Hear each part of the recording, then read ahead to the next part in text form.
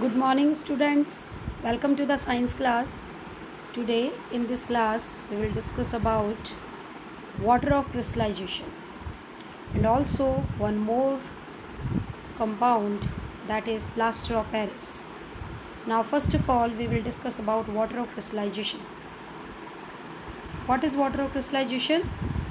The water of crystallization is the fixed number of water molecules present in one formula unit of a salt.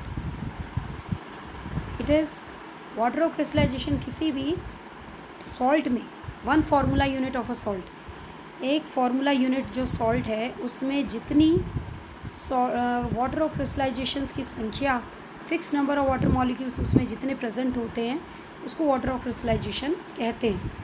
कई बार आपने देखा होगा कई salt के साथ जो है वाटर मॉलिक्यूल्स लिखे हुए होते हैं, वो वाटर ऑफ क्रिस्टलाइजेशन होता है. जैसे कि CuSO4 5H2.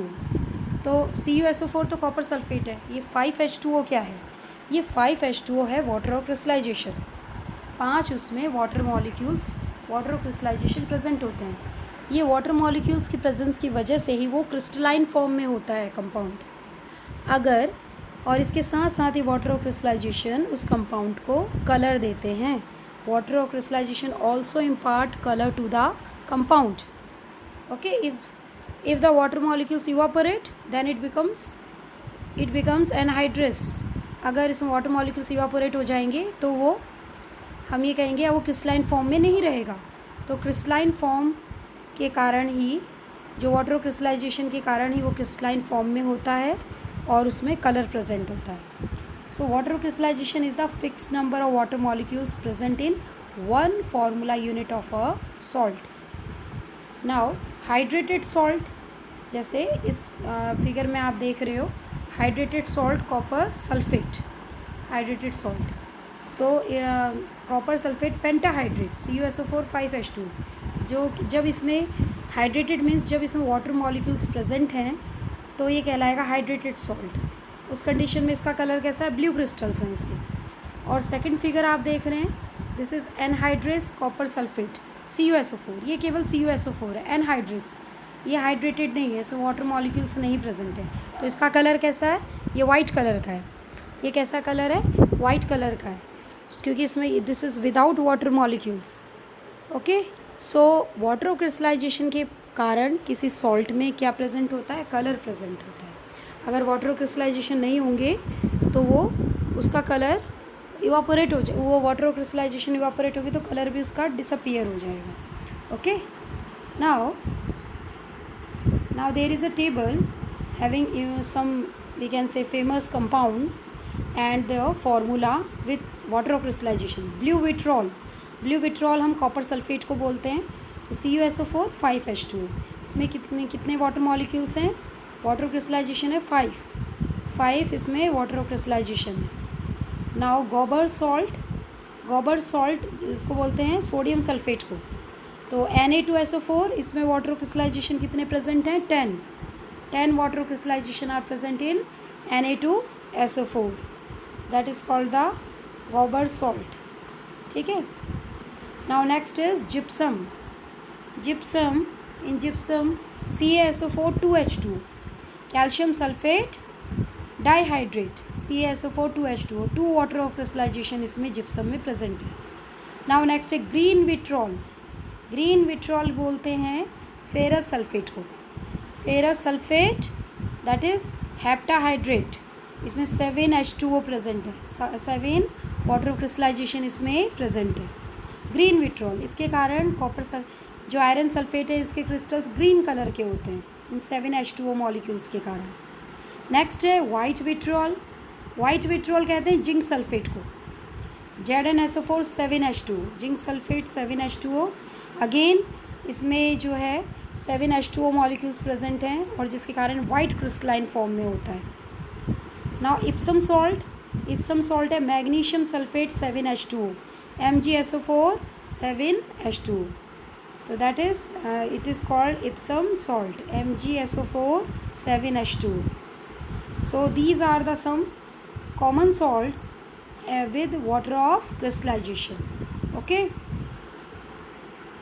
नाउ जैसे इस डायग्राम में दिया बिफोर एंड आफ्टर क्रिस्टलाइजेशन, ये जो क्रिस्टलाइजेशन के बाद में कॉपर सल्फेट के ऐसे क्रिस्टल्स होते हैं, ब्लू कलर के क्रिस्टल्स होते हैं, ओके। और ये क्रिस्टल्स कैसे बनते हैं? Due to water of crystallization, so it impart blue colour to the copper sulfate crystals. Copper sulfate crystals are blue in color due to 5 pentahydrate molecules. We can say due to 5 water crystallization, it is blue in color. Now there is an activity. What is given in this activity? What happens when a salt having water crystallization heated? Now take a test tube. Dry test tube and having some blue crystals of copper sulfate. Now heat the test tube with the help of a burner. Now hold the test tube with the test tube holder and burn it, okay. Now what happens? After some times when it start burning, you will see that the copper sulfate, the blue color of the copper sulfate disappear, okay, and it become white solid powder, okay. And you also observe that the water vapor condensed at the mouth of the test tube, okay. So what happens? On heating, the water of crystallization evaporates, okay. So the blue crystals of copper sulfate now converted into anhydrous copper sulfate powdery form. तो आपने देखा, आपने copper sulfate को जब गर्म किया, उसके blue crystals का कलर फेड हो गया, उसमें वाटर मॉलिक्यूल्स जो थे 5H2O मॉलिक्यूल्स जो थे वो इवापोरेट हो गए उसमें से. अब वो केवल CuSO4 रह गया और 5H2O से सेपरेट हो गए.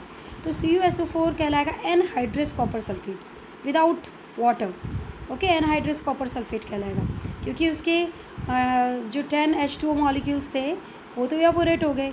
इसका मतलब जो कॉपर सल्फेट, इसमें 2 चेंजेस हुए. एक तो इसमें स्टेट चेंज हुआ. कैसे? Copper sulphate 5H2O crystalline form में था, क्रिस्टलाइन फॉर्म में क्रिस्टल्स थे, और गर्म करने पे वो कैसा बन गया? पाउडरी फॉर्म में. तो क्रिस्टल से कैसा फॉर्म हो गया? Powdery form. हालांकि है तो ये भी सॉलिड, बट उसकी जनरल स्टेट में थोड़ा चेंज आया. पहले क्रिस्टलाइन था, हर क्रिस्टल अलग अलग, ओके. नाउ वो पाउडरी फॉर्म में है, so there is a change in the state. Next है कि दूसरा change in colour also. Observation क्या क्या हुआ? Change in colour, because before heating it is blue in colour and after heating it become white powder. So there is also change in colour. Heat करने से change भी, colour में भी change आया कि वाटर क्रिस्टलाइजेशन इवापोरेट हो गई, okay. Now जब हम इसमें CuSO4 जो एनहाइड्रस कॉपर सल्फेट है, वाइट सॉलिड कॉपर सल्फेट है, इसमें जब हम दोबारा पानी डालेंगे तब हम देखेंगे फिर से जो कॉपर सल्फेट है उसका हमें ब्लू सॉल्यूशन मिल जाएगा, क्योंकि वो अगेन वाटर क्रिस्टलाइजेशन गेन कर लेगा और उसका जो ब्लू कलर जो था वो दोबारा उसको ले लेगा. So in this way, by this activity, we see that how the water of crystallization evaporates on heating, and how the change in state and change in color takes place. Now our next important compound is plaster of Paris. Plaster of Paris, which is also called calcium sulfate hemihydrate, okay. Hemihydrate because CaSO4 half H2. Its chemical formula is CaSO4 half H2 having half water of crystallization. इसमें half water of crystallization present होता है, okay. Now how it is prepared? Plaster of Paris is prepared from gypsum. इसको gypsum से बनाया जाता है. Gypsum क्या है? which is a crystalline form of calcium sulfate. Calcium sulfate का क्रिस्टलाइन फॉर्म है. और जब हम जिप्सम को हीट करते हैं अबाउट 130 डिग्री सेल्सियस पे, then what happens? The heat drives off water of crystallization leaving white plaster of Paris powder. तो उसमें से जिप्सम को जब when gypsum get heated at about 130 degree Celsius temperature, then 1.5 water molecules it gets separated from the gypsum. Now it becomes CaSO4 half H2. 1.5 water molecules इससे अलग हो जाते हैं और इसमें केवल हाफ वाटर मॉलिक्यूल्स बचते हैं. तो इसका फॉर्मूला होता है CaSO4 half H2, ये रह जाता है. और ये क्या कहलाता है? Gypsum. This is called plaster of Paris. तो जिप्सम को जब 130 डिग्री सेल्सियस तक गर्म किया जाता है तो प्लास्टर ऑफ पेरिस बनता है, और साथ में 1.5 वाटर मॉलिक्यूल्स बाहर अलग हो जाते हैं उससे, ठीक है। When plaster of Paris is immersed in water, और इसकी रिवर्स रिएक्शन है जिप्सम बनाने की। जिप्सम बनाने के लिए हमें क्या करना पड़ेगा, प्लास्टर ऑफ पेरिस को पानी में हमें डालना पड़ेगा। Okay, when plaster of Paris is immersed in water it is gradually converted back into gypsum, और ये दोबारा जिप्सम में कन्वर्ट हो जाता है as water is absorbed by it to reform crystals. Okay, दोबारा जो है वाटर और क्रिस्टल जो प्लास्टर ऑफ पेरिस अपने अंदर पानी अब्जॉर्ब कर लेता है और वो क्रिस्टल्स में कन्वर्ट हो जाता है। Then there is a production of heat which can be felt as the cast is setting. Okay, और इस दौरान काफ़ी हीट निकलती है, एक्सोथर्मिक रिएक्शन है। जब प्लास्टर ऑफ पेरिस में वाटर मिलाया जाता है तो अगेन सेटिंग होती है और वो किस में कन्वर्ट हो जाता है, जिप्सम में कन्वर्ट हो जाता है दोबारा, और हीट प्रोड्यूस होती है। So this is the how the plaster gypsum, this chemical reaction shows how gypsum is prepared from plaster of Paris. Okay, now plaster of Paris, what are its uses of plaster of Paris. Plaster of Paris का बहुत जगह use होता है। Some common uses of plaster of Paris are, it is used for producing molds for industries such as pottery, ceramics। ये ceramics और pottery industries में mold जो है प्रोड्यूस करने के काम में आती है, मोल्ड बनाया जाता है इससे। On mixing with water it changes into plastic mass and solidifies due to rehydration। This is called setting of plaster of Paris। Okay, जब प्लास्टर ऑफ पेरिस में पानी मिलाया जाता है तो अभी हमने पहले भी डिस्कस किया, तो उससे क्या बनता है, जिप्सम बनता है, वो सेट हो जाता है। ओके, तो इस केमिकल रिएक्शन का बहुत सारे इंडस्ट्रीज़ में यूज़ किया जाता है, जिप्सम बनाने में इसका यूज़ किया जाता है। And it is use for, इसके अलावा प्लास्टर ऑफ पेरिस का यूज़ किया जाता है, it is use for setting fractured bones in right position in the body. अगर कोई बोन फ्रैक्चर हो जाए तो प्लास्टर चढ़ाया जाता है ना, डॉक्टर प्लास्टर चढ़ाते हैं, तो वो प्लास्टर क्या है, that is a plaster of Paris, जिससे कि बोन अपनी जगह से हिले नहीं और वो कुछ दिन में राइट पोजीशन पे आ जाए। तो फ्रैक्चर्ड बोन को सेट करने के लिए भी इसका यूज़ किया जाता है। It is use for making statue बनाने में इसका यूज़ होता है, models and other decorative materials बनाने में इसका यूज़ होता है, स्टैचूज़ में, ठीक है। मॉडल्स बनाने में भी बच्चे इसका इस्तेमाल करते हैं, बड़े भी करते हैं। So it is use for variety of purposes.